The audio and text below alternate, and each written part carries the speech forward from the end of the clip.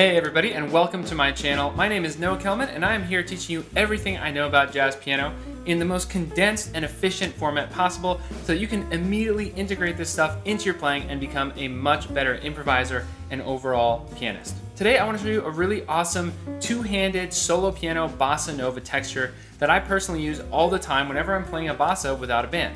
So this is a great technique that you can use. It helps with hand independence and it helps with technique, and it's really just a lot of fun. It's a great thing to do when you are playing a bossa nova solo piano. Really quick, before we jump into it, if you are new to this channel, please be sure to click that subscribe button and click the little bell to turn on notifications so you don't miss any more videos just like this one. Also, if you don't mind hitting that like button, that is super helpful to me and I really appreciate it. All right, without further ado, let's get right into it. All right, so this technique really has a few different pieces, right? And once you get these, it's really, really simple. So the left hand rhythm goes like this. 1, 2, 3, 4, 1.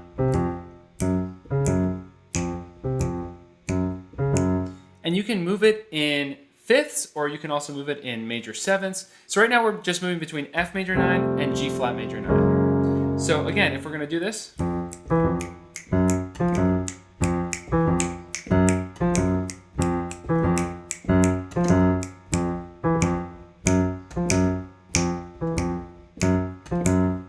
okay, so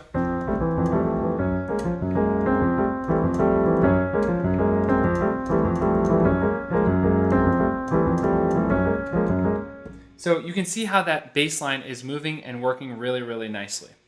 Now, the right hand can be a little bit trickier. So what we're gonna do is kind of split our hand into two pieces. So the bottom piece is going to be our chords. So that's thumb, index, and middle finger for the most part.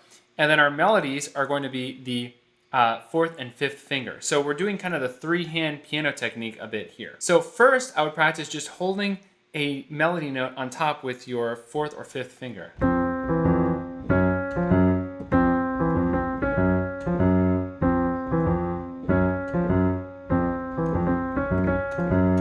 So you could actually pick the melody of a tune that you love and learn it this way. So again, the left-hand rhythm I'm doing is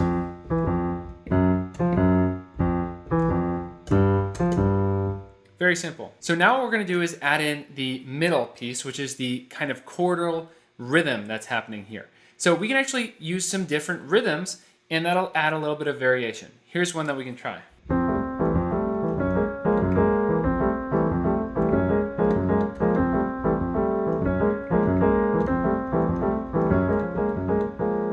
Kind of messed up at the end there a bit, but you see what I'm going for here, right? So we can actually do this on all syncopated beats, right?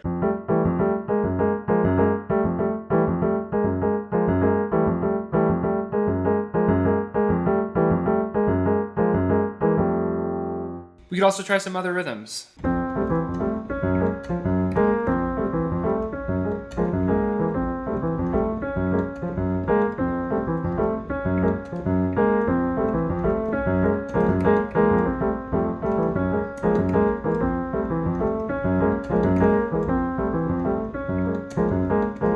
So what we want to do is practice this with a metronome and build up more and more control with this rhythmic pattern. And you get to the point where you can really have a lot of fun with it.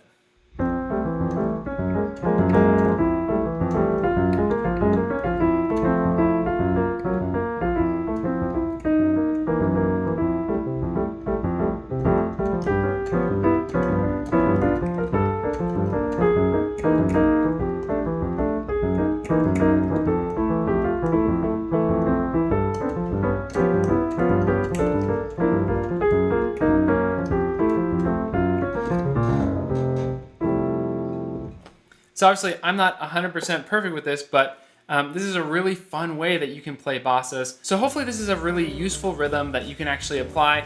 I highly recommend trying it with some bossas that you already know. See if you can get to a point where you're really comfortable with it.